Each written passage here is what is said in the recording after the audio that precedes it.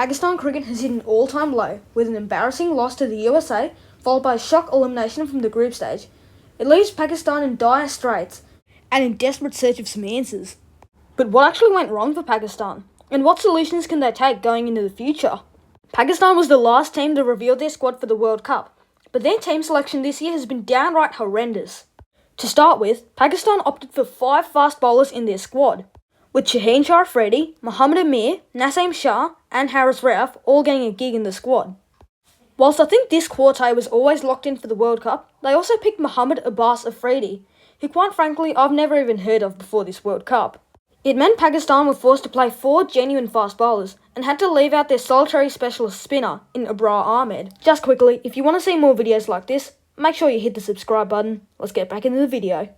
Speaking of which, Pakistan clearly picked this team based off PSL form, rather than tried and tested players. Usman Khan had only played 6 matches for Pakistan before this World Cup. Similarly, Azam Khan has only played 10 matches before this World Cup. And it's not like these guys actually set the world on fire, with Usman Khan averaging only 14 after his first 10 matches, and Azam Khan averaging only 8 after 14 matches. To add to the lack of stability, there's also the captaincy drama. As soon as Pakistan was knocked out of the ODI World Cup last year, Babar Azam stood down, handing the captaincy to Shaheen Shah Afridi for the T20 game. Shaheen's first assignment as captain couldn't have gone any worse, with Pakistan getting smashed 4-1 in a T20 series against New Zealand. This resulted in a swift call to bring back Babar Azam as captain. They've also had multiple coaches over the last year or so, adding to the tumultuous landscape. The current coach, Gary Kirsten, was only installed 2 months prior to the World Cup. Kirsten also made the analysis that Pakistan had no unity in their cricketing team, which again could potentially go back to the captaincy debate. Before the start of the tournament, Fakhar Zaman boldly declared that Pakistan's aim was to make 200 runs every game. They took steps in the right direction by dropping Babar Azam down to 3 and Saim Ayub up the top of the order. But after Ayub's poor run of form, Pakistan opted to bring Babar Azam back to the top of the order.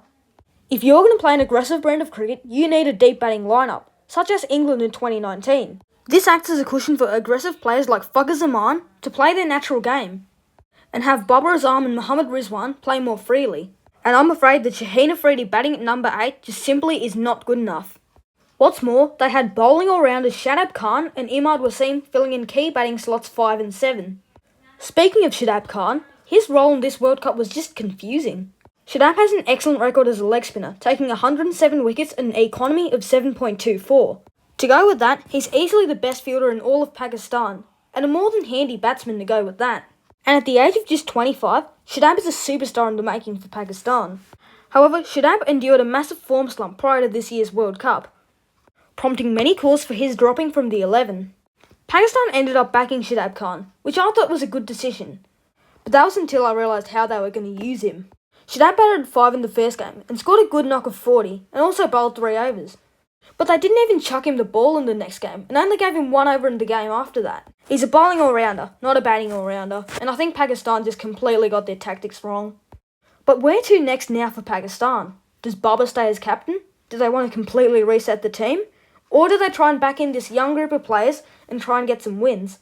I think we've gotten to the stage where Pakistan cricket needs a complete revamp. I think the current fast bowling group should be retained, alongside some other players such as Babar Azam and Mohammad Rizwan. But I think apart from that, they just need to completely reset this team. But that is it for today's video. Thank you guys so much for watching.